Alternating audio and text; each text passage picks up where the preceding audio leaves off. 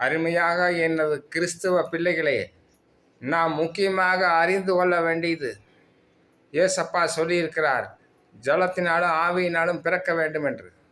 அதே போல் முழுக்க ஞானஸ்தானம் எடுத்து ஜலத்தினால் பிறந்து ஆவியின் அபிஷேகம், அந்நிய பாஷை அடையாளத்துடன் அபிஷேகம் பெற்றுக்கொள்ள வேண்டும்.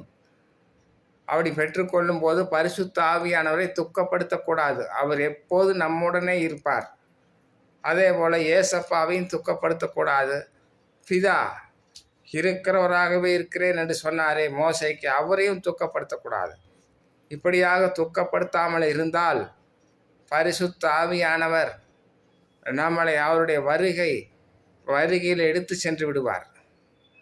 அவர் சொன்னபடி நாம் அவர் சித்தத்தின்படி செய்ய வேண்டும். பரிசுத்த ஆவியானவர் ஏசப்பாவை பிதாவை எந்த விஷயத்தில் துக்கப்படுத்திடாதீங்க. அந்த வசனத்துக்கு நேராக நடங்கள், வசனத்துக்கு உண்மையாக நடங்கள். இந்த உலகமெல்லாம் வேஸ்ட்டு பிரியமானவர்களே.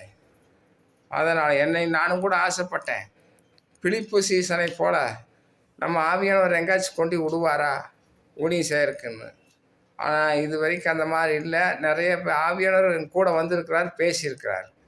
அந்த மாதிரி அனுபவத்தை நீங்களும் பெற்று கர்த்தருக்குள் ஆசீர்வதிக்கப்படுங்கள். இயேசு சாமி அதிக சீக்கிரத்தில் வரப்போகிறார். ஷாக்காபாலா கத்தீரா பாபு.